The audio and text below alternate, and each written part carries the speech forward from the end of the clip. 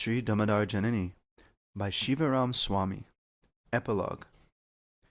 Nestled together on a window ledge of the great hall sat the wise birds of Raja.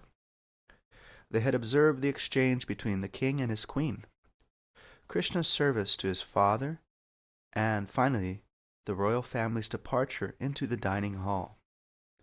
The court of King Nanda was now empty, and while that emptiness closed the curtains on the final scene of the Dāmodara Leela, it was but a momentary intermission before the beginning of another. Such are the ways of Vraja.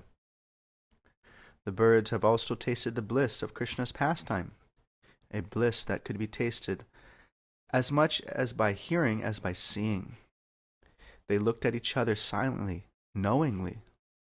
They then took flight, one after another, well aware of their duty to spread the news of Dāmodara Leela to every corner of Vraja. They would sing to trees, to animals, to humans, to anything that had ears to hear. Of the birds, Shuka had a special calling.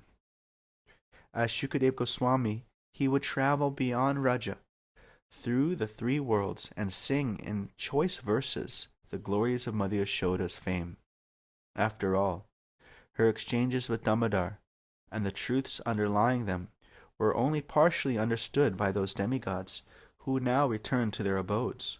What to speak of the mortals on this planet at present and in the future? How could any created being, even a Lord Brahma, understand? Never had they received the kind of mercy that was Mother Yashoda's daily fare. Where was that pure-hearted soul concerned for the welfare of all, skillful enough and realized enough to adequately praise the Queen of Braja? Even the greatest Vaishnava demigods could not do so, yet it was his duty to try, and try he would. Spreading his wings and taking flight over the treetops, Shuka's voice resounded with the kettle drums of Mother Yashoda's greatness. He sang, Nemam vridshona bhavo nashrir apyanga samshaya prasadam libire gopi yathat prapya vimuktidat.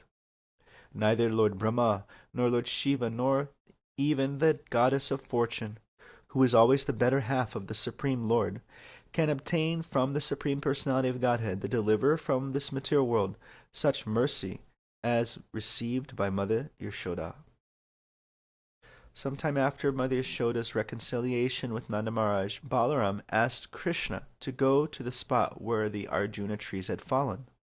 Balaram said, "O brother, let us go to Mahavan and visit those fallen trees."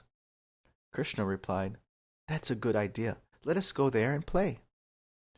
Considering this proposal most agreeable, the boys cheered in unison, "Let us go! Let us play!"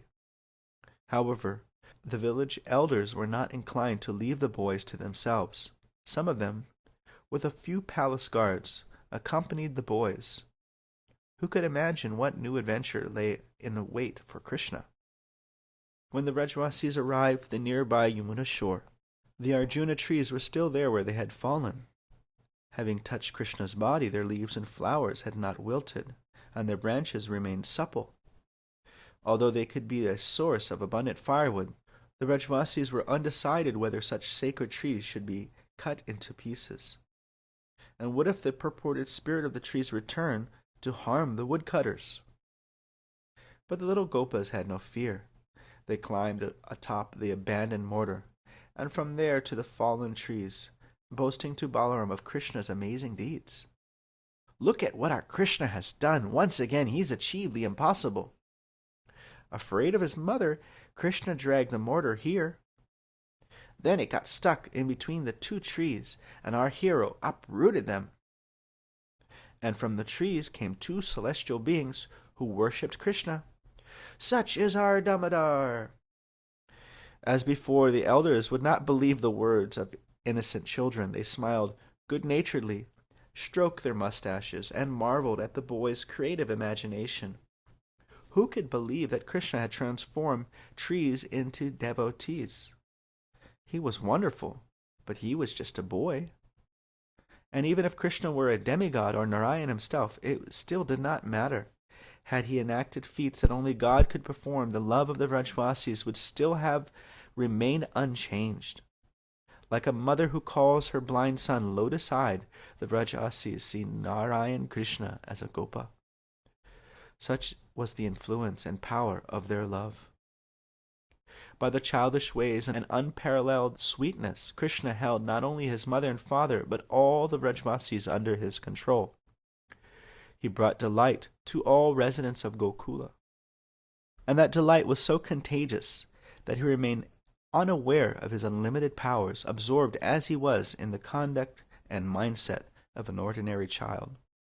Krishna's pastimes were so extraordinary, so full of sweetness, so full of wonder, that they subdued him in a way that a snake charmer subdues a serpent. Sometimes it's said that Krishna displays transcendental pastimes. At other times it is said that the pastime potency engages the Lord.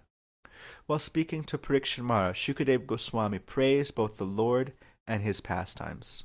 Darshayam stadvidam loka atmano bhritta vasyatam vrajasyo svaha vaiharsham bhagavan bhala cheshtitai. To pure devotees throughout the world who could understand his activities, the Supreme Personality of Godhead Krishna exhibited how much he can be subdued by his devotees, his servants. In this way, he increased the pleasure of the Brajvasis by his childhood activities.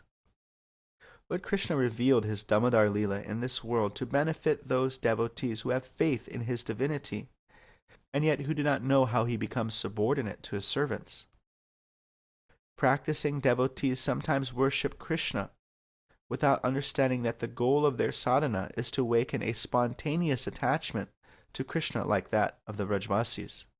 The immediate message of the Vedas is that Krishna is the supreme controller, but the hidden, more eminent message of the Vedas is that Krishna is controlled by the Vrajvasis, and his being is under their control is not a pretense, it is his identity. He is the darling son of Yashoda.